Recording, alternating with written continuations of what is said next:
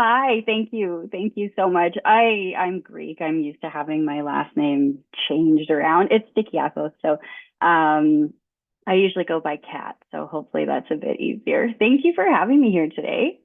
I can't actually see my slides, so I'm gonna pull up my little side thing, but oh, there we go. Hi. So thank you for having me. I'm gonna talk today about moving through complex pain.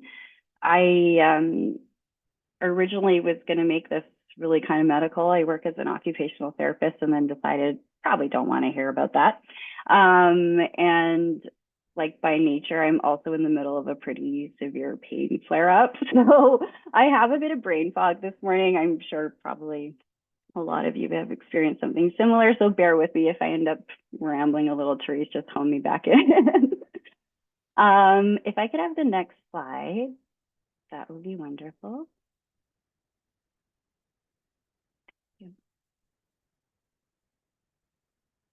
So I'm joining you from the Coast Salish Nation land, also known as Vancouver. Specifically, where I live in Kitsilano includes the homelands of the Squamish, Tsleil-Waututh, and Musqueam peoples. It's amazing to live and play here and work here. For those of you that don't know where you are, I included a little link there where you can actually look up your address and see where you're living, just in case you don't know. I would like to give thanks to where I am today. I'm going to start with a little bit about my professional life, and then we'll get into some personal stuff, and then we'll do a little bit of meditation, a little bit of movement, and then have a discussion. So hopefully that's okay with everyone today. Please feel free to move as much as you need to. I'm not a big sit in a chair person and not moving. So, your cameras aren't on. If you want to move around, please go ahead and do that. I am an occupational therapist. I work and live here in Vancouver, but I practice via telehealth across British Columbia, Alberta, and Ontario. During the pandemic, I also had privileges to practice in Newfoundland and Nova Scotia to fill a gap for what I was doing where there wasn't anyone else who was doing it. I have a company called Are You Better Yet? The name came from so many people asking me when I was living with pain, and I was like, you know what, I'm going to name my company this. So when people come here, they're going to say, yes, I am, or I'm working on it, or something like that. But I started it in 2018, and it was started mostly to provide online therapy for people that had pain because I previously was working at a pain clinic here in Vancouver at St. Paul's Complex Pain Center, which is a pretty big hospital here, really awesome pain program, but it just wasn't working for my body to work long days. And I also found that people were really dragging themselves in to try to come to appointments, and it was taking so much out of them to come in. I thought, well, what if we met online? And we talked online, and it was just born that way. And I also worked better at that time in the evenings and on weekends when I didn't have really heavy mornings. And so I started catching clients who also wanted to do the same thing. And it worked really well because I had pain and they had pain. And so the pacing worked really nicely. Over the years now, it's grown. I have several OTs working with me here in British Columbia. We see a lot of insurance-based cases, but we also see private cases, and it's mostly that group of people. And I think you may identify with this probably if you're in the audience for this, is that most people with pain are actually pretty high functioning. They're not sitting trying to do nothing. They're usually doing too much to try to power through. And so I wanted to create a space for people like that who still wanted to do a bit of therapy to figure out how to make their lives feel like a little bit more normal, even though pain was going on. And then over time, we started working specifically with healthcare workers dealing with complex pain, and then expanded to working people with concussion, with nervous system difficulties, with anxiety, ADHD. I personally still see quite a lot of chronic fatigue syndrome and like post-viral, like long COVIDs. I also have a subspecialty in women's health, so I see a lot of pelvic pain and perinatal health, and now perimenopause, and menopause also brings pain. So we're getting a pretty mixed bag, but I love what I'm doing, and I really love how my company's grown over the years. Some other hats I wear. I'm a mom. I have a 2.5-year-old. I also work with Pain BC, which is just such an amazing organization. They have a network that helps to mentor healthcare professionals. And so I'm a mentor with the Adaptive Mentorship Network. So we have a group of doctors and allied health people that want to learn to help people with pain in a different and better way.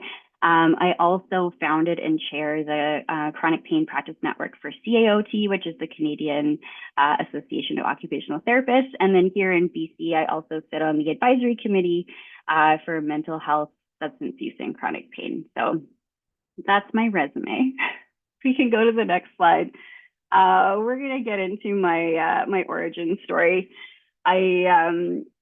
I didn't grow up wanting to be an OT. I had no idea what it was, and I'm sure some of you are probably Googling it right now. That's okay. Take the time, Google it. It's a long explanation. But I had a pretty like okay-ish upbringing. I didn't grow up with pain. I was a dancer. I was put into pretty girly activities by my mom when I was a kid, and so I started ballet when I was 3. Gym class was not my favorite in high school. I was a nerd and like not super athletic, but I could probably pick things up if I needed to. I was able to do most things. And to be honest, before I got injured, I didn't think about it. Reflecting back now, thinking, oh my God, my body was amazing. It did so many things without pain. It's really humbling. My first experience of pain came from a car accident when I was 22, where I had quite a bunch of injuries. It was the first time I'd been hurt. I went through the usual kind of, you're in pain, you're in an accident, go to rehab, take these pills, like do these things with my doctor. And I had a great family doctor, but we were really kind of lost after a few months where I just wasn't feeling better. My pain was actually getting worse after some time. And I was diagnosed with chronic pain.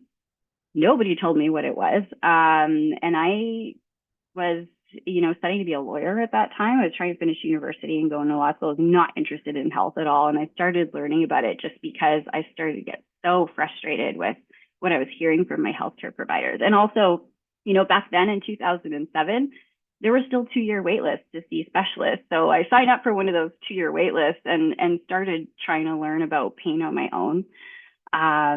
One of the rehab services that was really prevalent, I guess, in 2007. I don't know if it's the same now if you've been in a car accident, but they send you to a gym kind of right away to start working out, get really strong, get fit. And like my body looked really fit. I felt awful. And a lot of times I was going to the gym and feeling a bit worse. I made it a goal back then to go back to ballet, and I tried to train myself to get there, but my body just wouldn't go at that point. And I did quite a lot of rehab back then to go back to ballet, to dance at a lower level than what I was at before, but I was able to go back. And I also picked up yoga at that time, which, again, in 2007, yoga wasn't as cool as it is now. I think now it's probably everywhere. But I would go to a yoga class in Vancouver, which is now like Yoga City. But there might be, I think there was like 5 people in the class. And maybe if 8 people showed up, we didn't know what to do and where to put our mat. So it wasn't like a big giant class or anything. And I went there thinking I was supposed to exercise. And what I found is that I learned about breathing. I learned about my inner self, and I learned a lot more about like who I was as a person in yoga. And I really enjoyed that. So that's something I kept for a while. And I was able to rehab fairly well, but it took like a good 3 years. And through that, decided to become an occupational therapist, which is a whole other story. I feel like I can talk for like a really long time about how that happened, but I was working for a development company at the time. I was working full time. I was still going to chiropractor and needing to go to physio and needing to go for massage and wearing heating pads when I was at work sometimes. I had some rib injuries that were just really sticky back then. And it sucked. It wasn't a job that I was loving. And I was really thinking about becoming a pastry chef. And I was looking online one night. I worked really long hours at this company. I was probably working 50-hour weeks at that point, with pain and just trying to hide it like most people do. And I looked, and to be a pastry chef, I think it cost about the same as becoming an OT, interestingly enough. But I thought, okay, but do I really want to wake up at 4 o'clock in the morning and make pastries? No. And so I thought, let me look at rehab medicine. Let me just see, what this is about, because I am kind of interested in this. And I was working with a trainer at the time who was really inspiring. And she was saying, you're picking this pain stuff up really fast. You should probably think about doing this for your job. And I said, no, I don't want to like talk about pain 24 hours a day while I'm living it. I was like, this is crazy. But it's that. And I was like, I wonder if I could become one of those people that other people will come to, and I'll tell it to them straight. I'll be like, yeah, your pain sucks. What are we going to do together to make it work? Because I, at that point, hadn't met any practitioners that were really sitting with me and telling me about my pain. Like most people were just saying, well, we're going to try to get rid of it, try to get rid of it, try to get rid of it. And of course, that doesn't always work. Sometimes it does for some people, but in my case, it just made me feel worse. But I started thinking there's something really wrong with my body. And so long story short, I decided to become an OT on a whim. I looked up the course requirements and I already had quite a few. So I signed myself up to go back to UBC, which is a university here, and start learning about anatomy and physiology and all the really cool body things that I was starting to become interested in with that lens of, I want to learn more about pain. I want to help people with pain. And never looked back. I really just went for it. At that point, I was working still the 50-hour weeks and then added school on top of it. So I was really working a lot, but I was thriving. I was finally learning stuff that I loved and eventually was applying to OT schools. And then in 2011, I got hit by another car. And this time it wasn't as major as the first one. I did have some more injuries, but the context then was I was going to Las Vegas a week later for my sister's graduation. I had some injuries that I knew about at that point. I've been studying the body and I was like, I think I know what to do. Massage, physio, whatever, like I'm going to really deal with the pain proactively this time. I'll be okay. I just started the rehab right away. I went on my holiday with I think my foot back then was bandaged like in a high heel and I just like went for it. Really young back then. And then went to OT school. I studied in Scotland, so I left Canada and went to go live somewhere else. I actually find the climate there, even though people think it's really horrible and rainy, it was better than Vancouver. So my body felt a lot better when I was there. And, finished school, dealing with a few manual handling things, but I still had pain, but it wasn't front row and center in my life anymore. I was still able to run. I went for nature walks all the time, still did yoga, still did ballet and felt pretty awesome. I moved back to Canada in 2014, and long story short, I ended up in 4 other accidents. So I am 6 car accidents deep now talking to you today. The last 2 were pretty significant, which required quite a lot of rehab. And I think, thinking back to the pain I had in my 20s to the pain I had in my 30s after more significant injuries is like really, really different. And I think at any time you're always thinking your pain's the worst it's ever going to be. And then sometimes things make it worse and sometimes things make it better too. I'm sitting here today in a place where things are a lot better. But I did have a significant period of time, like a good 5 years, where I was rehabbing injuries to kind of relearn how to walk without a limp, to do stairs, to do really basic stuff, getting in and out of bed. Even feeding myself. I had some tears like in my tendons, like really basic things where I was already a trained OT at that point. And like a lot of what we do is help people with that, but it was super hard to do on myself. And I also had a brain injury, the 2016 accident, which made things a little bit harder. But through all of that, I was like, okay, maybe running is not going to be my goal anymore. Like it was not really what I was going for. I really wanted to dance again. And it was one of those things that just gave me light. So even when I went and it hurt, it made me feel more like myself. And I went back, but it was not the way that I thought. And I went back, like, I think I tried to go back like probably like 8 or 9 times over those years. It wasn't like I went back and it was awesome and I trained and got really strong. Like I, cried all the way there and canceled all the time in the beginning because I just didn't feel ready. Like the yoga felt a little bit safer. It's usually in the dark. You can kind of lie down the whole time if you need to. And the breathing really helped me feel like I was moving. But going back to dance was tricky. And in 2019, after I was able to kind of walk a little bit better, I had some really bad hip injuries in 2015, 2016, 2018. I went back to ballet, but it was in Golden Ballet, which I found it was for over 65s. And I was 35 at that point, but I was like, I think this is the only level I'd be able to do. And I wasn't even sure I could do that. And I showed up to class feeling like, oh my God, they're going to make fun of me. Like nobody wants me there. Like, oh my God. And I went, and there were three other ladies there who were in excellent shape. And I showed up just hobbling. I could barely do the stairs to get to the studio at that point, and just going, okay, I'm not where I want to be, but I'm happy I'm here. And the class was really welcoming. The teacher was amazing. And my classmates, who I'm friends with still a few of them now, this many years later, they said it made them feel younger that I was there. And I said, that's great. I am broken in a whole bunch of different places. And everyone else kind of understood. And I was able to modify a lot of exercises, and they didn't do jumps or turns or anything that I, felt like I couldn't do. And through time, I started going to other classes that I thought might be fun. I wasn't looking specifically to try to be like a, hardcore ballerina at that time. I just felt good to, to move my body and kind of reconnect with these areas that had healed in a different way. And I found a lot of joy. I definitely had pain. Like my pain did not change for the first few months for sure. But I found that it was making me feel more like myself to go. And even if I did feel a little bit weepy, it was because I was so happy that I was finally going back. And it really helped me feel like myself. It's something that I've still been trying to keep up with, even through the pandemic where everything shut down. Like I had finally gotten to a point where I could do 2 classes a week, which was huge. I was like barely kind of moving around before that. Everything shut down, and I just made a choice to be like, I'm going to keep up with this. And I looked for stuff online. I tried to keep up with yoga. I took myself for nature walks outside, which I found really, really lovely and calming, and something I could do with my body for free, because dance can get really expensive if you're not working. And kept going. I became pregnant in 2021, which was a surprise because with all the injuries I had in my body and all the autoimmune things that were going on, a lot of medical practitioners thought it just would like never happen, so I never thought about it.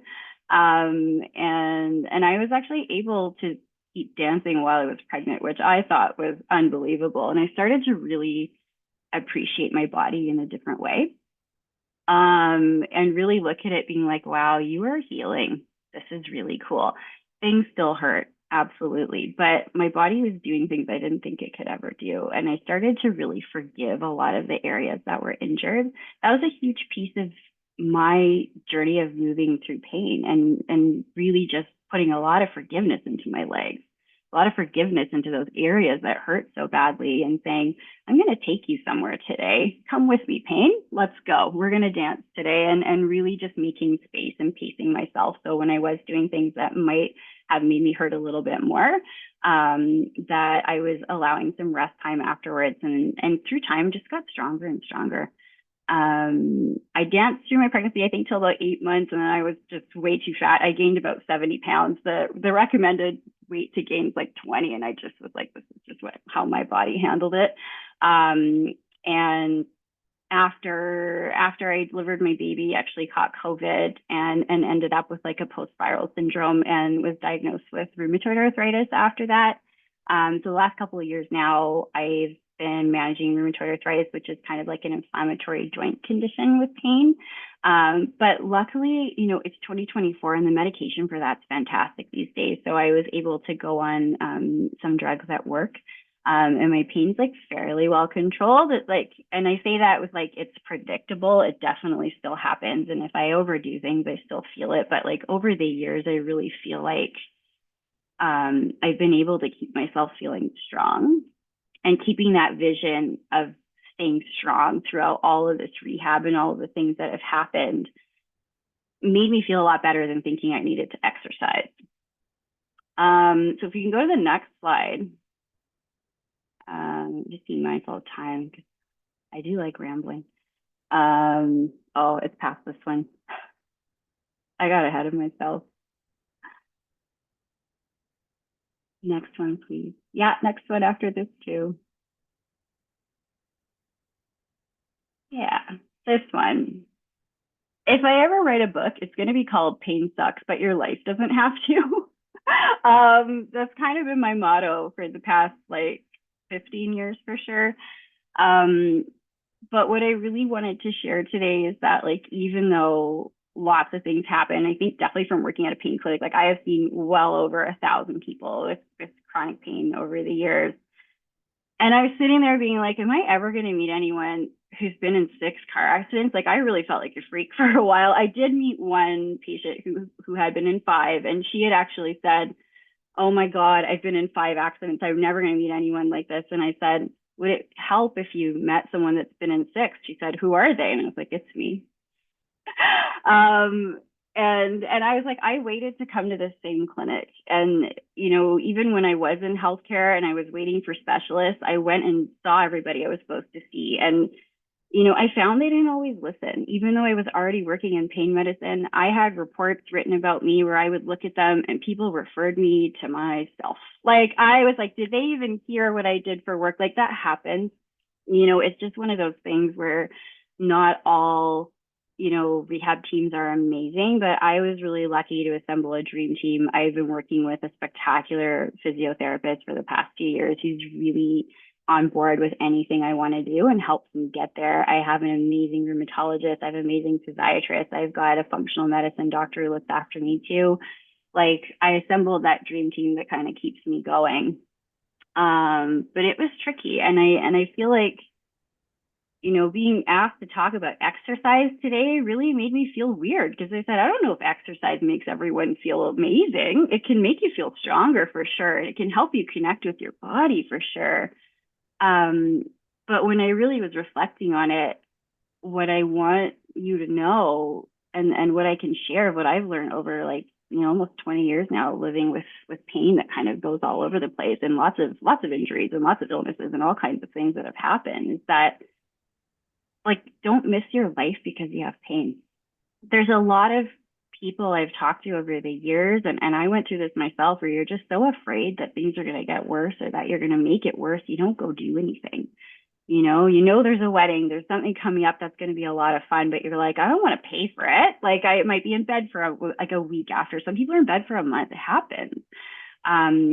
But when you know your pain a little bit better and you really love and forgive your body for what it's going through and just meet it where it is, you can still do stuff that makes you feel like yourself and know that the pain's probably going to come with you and that you might need to plan some time after the thing you're doing or plan before the thing you're doing to rest so that your body can handle it a bit more.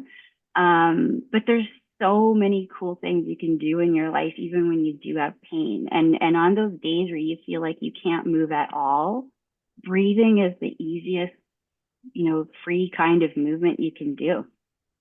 You can move your body just by breathing, even if you're just lying there. And that counts. I think all movement counts. Cleaning your house counts. Walking around your house counts. Taking the garbage out counts. Walks outside are free. Getting fresh air. And, I definitely had times where I could only make it around the block. And I was staying with my parents at the time. Like I spent quite a lot of time when I was rehabbing off work and not working and not able to afford going to like all these like fun classes that I got to do later when I was able to work. But, especially with what I'm doing now, I was able to build a company where I can work part-time. Full days don't work for my body. It makes me feel like shit. Sorry, I don't know if I'm allowed to swear, but it's just like they don't work. Long days don't work, and working all hours in a row doesn't work for me. And there wasn't anything that I could find that did that in the workforce. So I just made something for myself that happened to work. And I still schedule my time around going for walks outside or going to a yoga class or doing some ballet or Pilates from home now because I have a toddler and can't always leave. And those things make me feel like me. But if there are things that you have been thinking about doing that involve movement, and this could even be like photography, like I want to go outside and take some pictures, or I want to craft, but maybe I want to do it in a different position, or maybe I want to go and do it in person instead of online. Like, if you're really stuck in figuring out a way, that's where occupational therapists could be really helpful. Friends could be really helpful. That's where Pain BC could be really helpful. But I really want to encourage you to keep going and please don't miss out on fun things in life because of pain. So hopefully that's enough of a story. I have more stories, but maybe they're for another time because I think dating with chronic pain could be like a whole other talk next year and how to handle that. But I do want to encourage a movement break now. So if you want to get up and kind of move your body a tiny bit before, we're going to do a little bit of a guided meditation for a few minutes. So if you feel like your body wants to move, it's been about half an hour now, please go ahead and do that. I'm going to actually move my shoulders a little because I normally don't work from a chair. My couch has been my office for several years. And I thought I'd start with something really basic. So I'm going to go over a basic meditation. This is called belly breathing, which you've probably heard about. You've probably done before. I'm going to read like a specific meditation that I really like. It's from this book, You Don't Look Psychic, but it talks a lot about meditation and in more of a connecting with the self way. And then what I'm going to do is add in a healing light meditation after that. So please get into a position that feels good for your body. You can lie down, you can stand. You don't have to have your eyes closed for meditation to work. So if that doesn't work for you, please don't worry. And I'll read for the beginning. So you'll see me reading from a book, but I'll do the color meditation with you. So you may see me with my eyes closed. I'm not asleep. I'm just doing it with you. Does that sound okay? Therese, we okay? All right. Yes. So belly breathing, I thought I would start with, again, just as a refresher for those of you already doing it. This is for those days, especially if you're dealing with fatigue on top of your pain, where breathing is all you're going to get done that day. You can really work with your breathing to do something with your body that's going to bring in some movement. So it's a favorite one of mine to do, even on the days where I'm like, I can't even get up to pee, you know, like my legs are really sore, things aren't working. Getting back into doing a little bit of belly breathing usually helps to calm my nervous system. So if it feels good, you can close your eyes and just notice if you are breathing. A lot of people with pain hold the breath. So during this meditation, I'll introduce you to your breath and how to center into the now. I'm just going to guide you into slowly breathing in and out. In and out. In and out.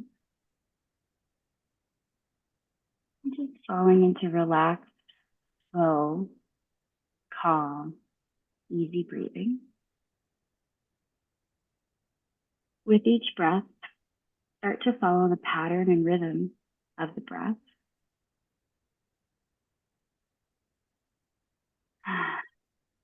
This might be the first time you breathe today and notice it.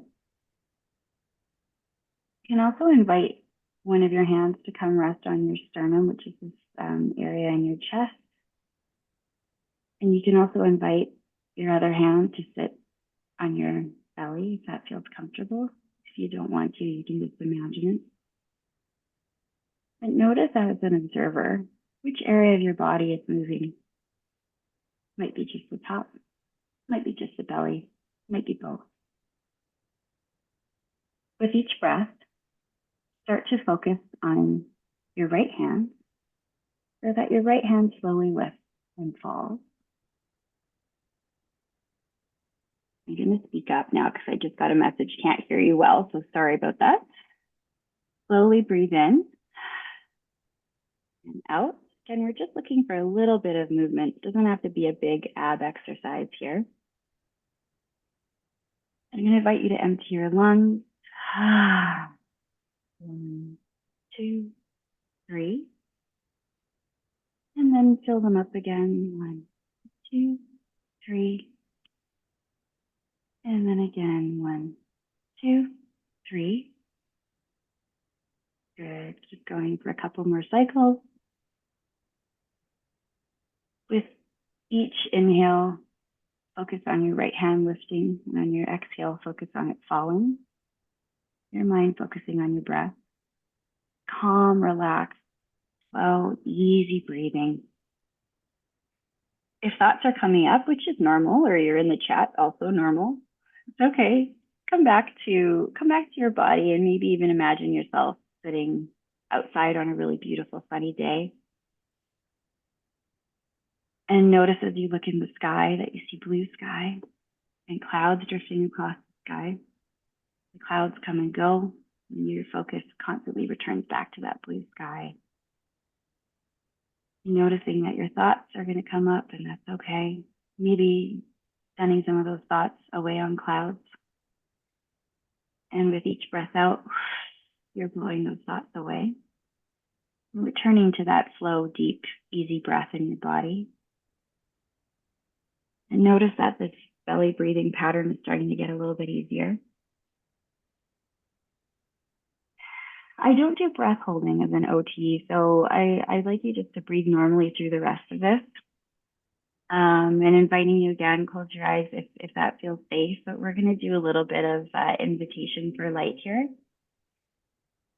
So as you're breathing, the next breath in, I'd love for you to imagine beautiful, deep red light going in through your nose, going down into your body all the way and settling around your hips. Just invite that beautiful red energy around your hips. Take a couple of moments to feel that.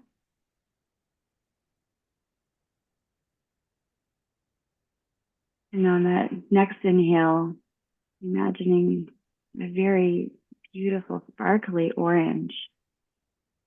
And inviting that in while you're inhaling, bringing the orange down into the body, around the area of your belly.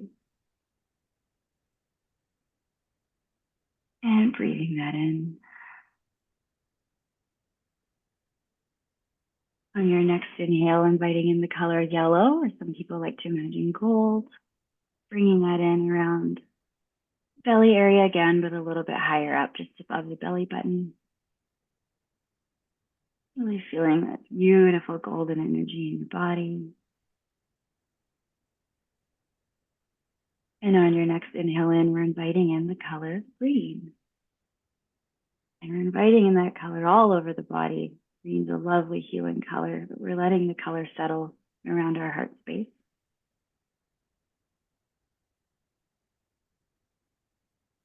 And on your next inhale, inviting in the color blue. And really focusing that color around throat space. Really beautiful blue coming into the body.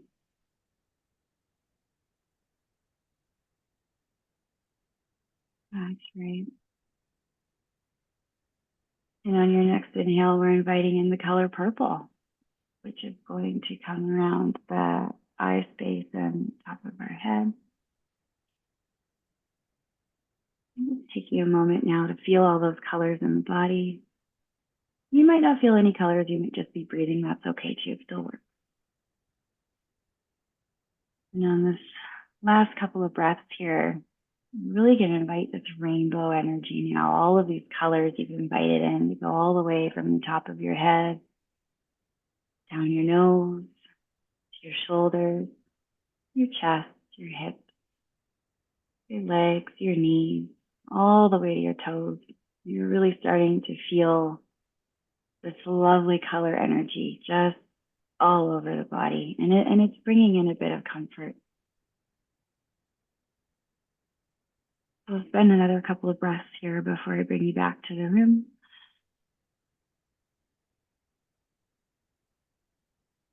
And just know you can come back to these colors anytime you're feeling like your body needs a little bit of a refresh. Just imagine this rainbow energy coming in. And when you're feeling ready to come back, you can wiggle your fingers or your toes if that feels okay, or you might even just open your eyes to come back. Welcome back.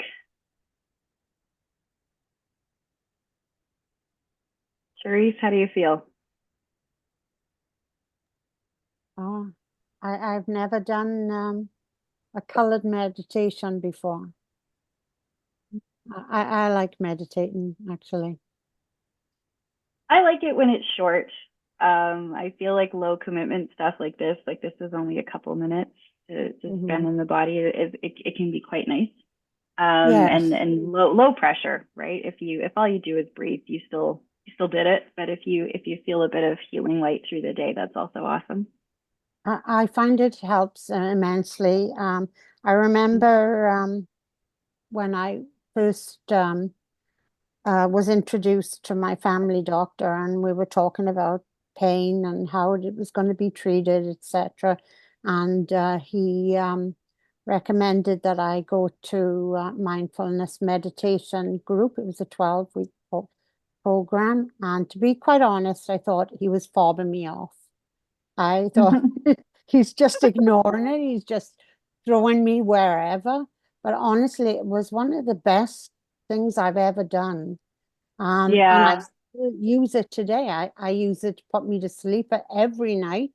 I listen to it. I listen when I sometimes I like to nap in the afternoon. Depends on how I've slept the night before. I will take a nap and I'll listen to a meditation. I've also do one while I'm walking, and Yeah. yeah, there's just so many ways of incorporating it. And um it's just being in the moment, just here right now, and nothing else matters because all I have is right here, right now. And I think that help. It does help because I can cope with anything that's going to get me through the next 5 minutes. So Yeah, yeah. as long as you're breathing, you're there. And that's one of the things I thought about when I was writing this, that I was like, I originally wrote like my medical history out because I'm so used to, dumping it all when you talk to a new doctor, and like, it's years worth of stuff. And Mhm. it's so funny with legal claims, especially, like my lawyer had said to me, you have 8,000 pages of medical records nobody wants to read. And I said, imagine living through that.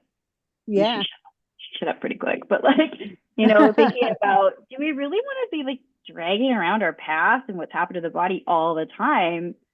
Not Hmm. always. Like being, here and present in our bodies. We're just walking around these meat suits. Sometimes the meat suits have pain, but like we're more than our body. But connecting back in with breathing is a really lovely way to just get back in your body and saying, okay, I can get to the next breath and just go from Yeah. there, right? That present moment, mindfulness piece is really lovely.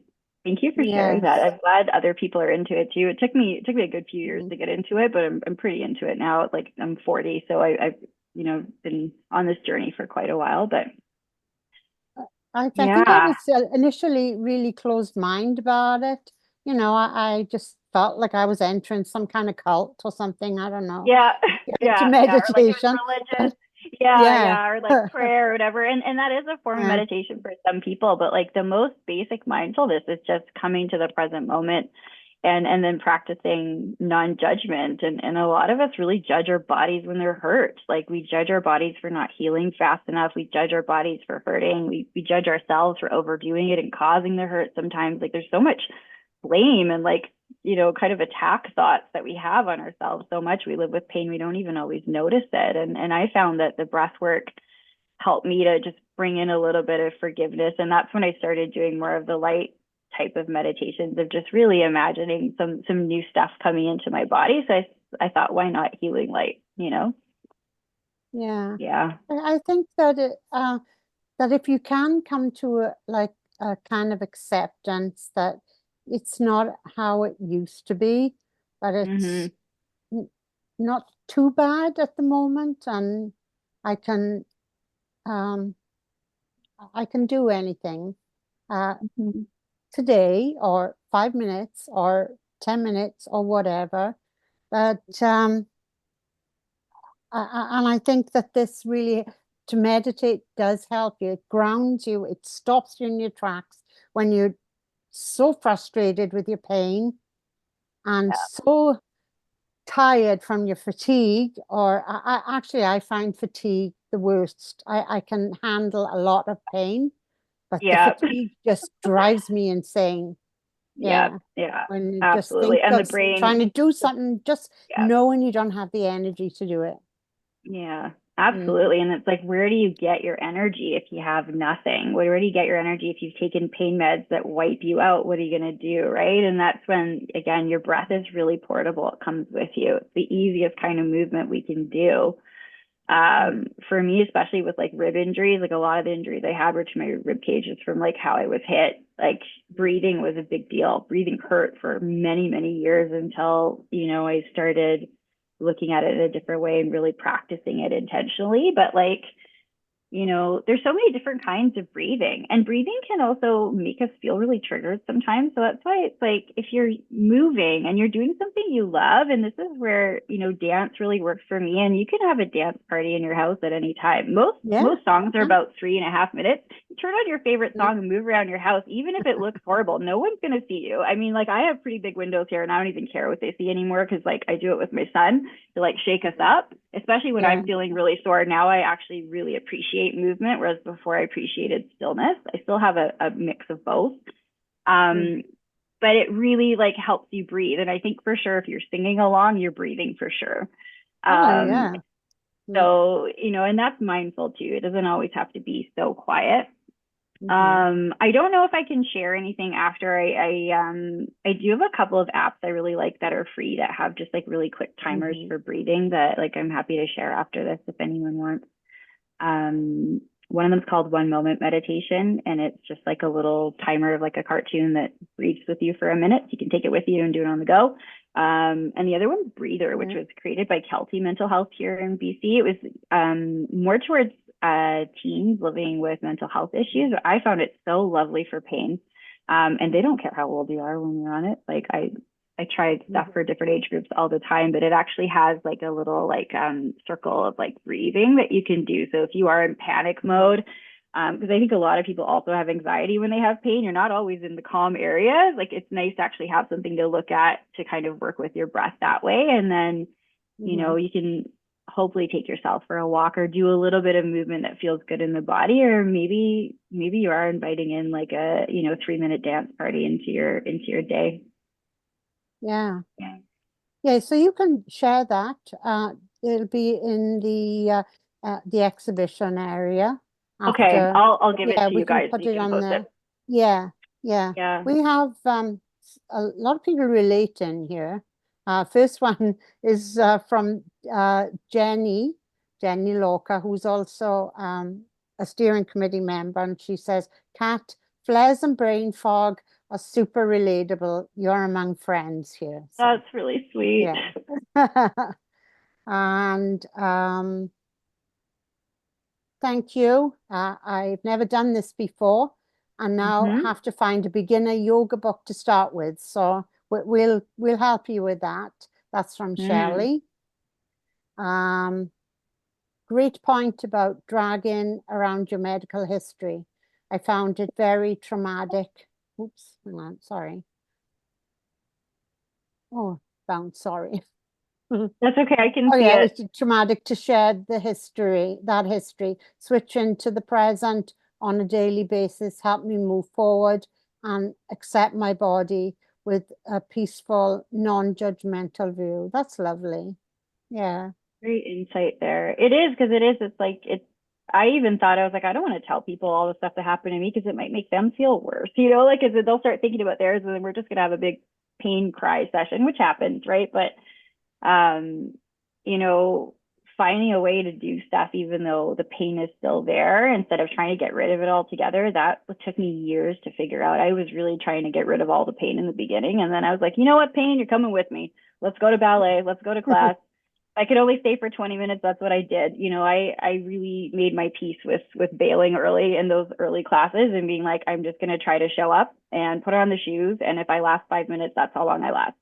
And the first ones I did, I only made it for 20 minutes, and I went home and I like needed ice, and I needed Yeah.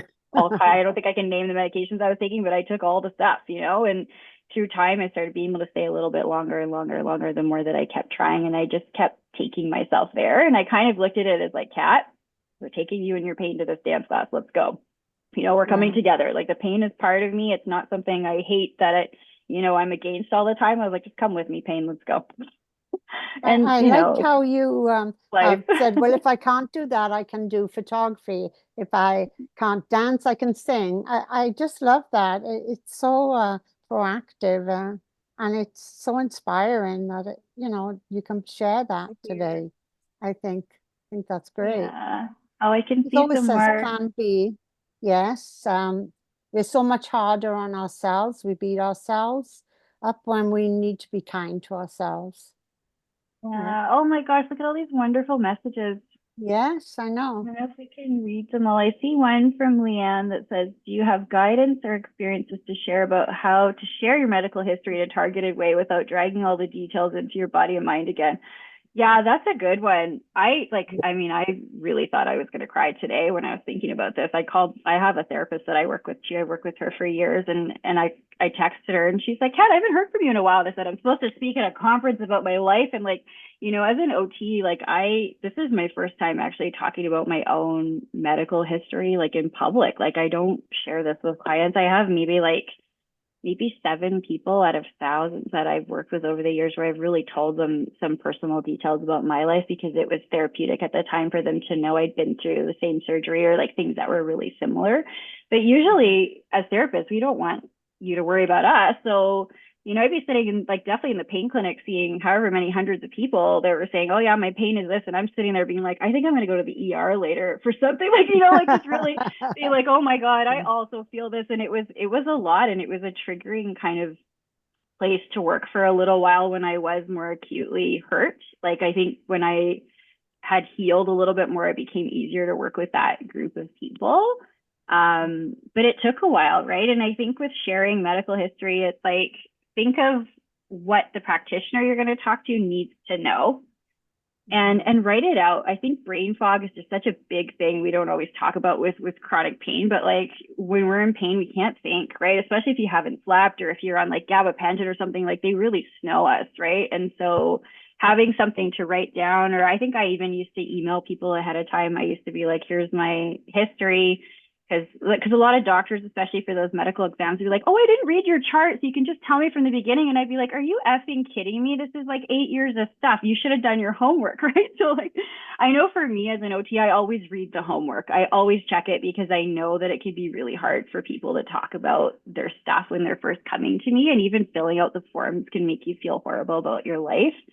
Um, and I think my best advice is to start where you are now and go backwards. If you're starting from the beginning, it's really hard to kind of like get to where you're going. But if you start with, here's how I'm feeling today, doctor or whoever you're seeing, I'm dealing with this, this, and this, and then kind of like go backwards into, well, I injured this or this happened at this time, it becomes a little bit easier and probably less likely to cry. But honestly, like if you need to cry, you just cry. Like there were practitioners at least are pretty used to it. Um, and that's kind of the best advice I can give. Like start where you are and go back instead of starting at the beginning and going forward. Yeah. Bev, Bev says I have chronic daily migraines aggravated by neck pain and activity. Does the same principle apply to this to push beyond the pain? No, not if it's a migraine. I also get migraines. I have post-concussion syndrome and they suck. I think with migraine specifically, pacing is a really big deal. There's levels of headaches where you can probably still do like a couple of things. Some people can even still go to work with a little bit of a headache and still be able to do stuff. And other people just like have to sit in the dark. You just do what feels good for your body. That's where doing some breathing and movement can be helpful.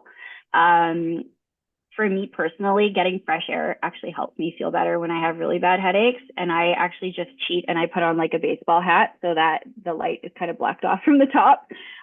Baseball hat and sunglasses. And that seems to kind of get me able to move a little bit. But like if it's coming from areas of the body, like especially like people that have like headaches that are coming from like their head and neck and stuff, you know, I don't think it's a bad idea to have practitioners on your team who are really good at doing the treatment for when you're flared up. Like, if you have a great physio or an RMT or someone that works, that's great. The other things would be is just really gently moving your body in a way that feels good.